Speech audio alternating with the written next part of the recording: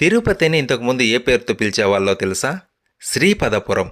అవును. ఈ శ్రీపదపురంలోనే వెంకటేశ్వరుడు గోవిందరాజ స్వరూపాన మనకి దర్శనమిస్తున్నాడు.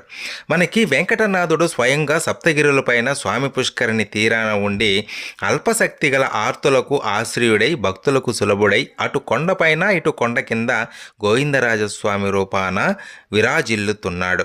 ఇంతేగాక శ్రీపదపురం అనే తిరుపతిలో క్షీరాబ్దినాథుడిగా వెలుగొందుచున్న గోవిందరాజులు కొండపైన దివ్య విమానంలో వేంచేసిన వెంకటేశ్వరులు ఇరువురు ఒకటే. శ్రీ వెంకటేశ్వర శతనామవళిలో గోవిందాయ నమో నిత్యం శ్రీనివాసాయ తే నమః అని చెప్పడంతో శ్రీనివాస గోవిందరాజులకు భేదం లేదని తెలుస్తుంది. క్షీరసాగరమే లక్ష్మీకి స్థానం కావున శ్రీపదపురం అన్న పేరు సార్థకమైంది తిరుపతికి.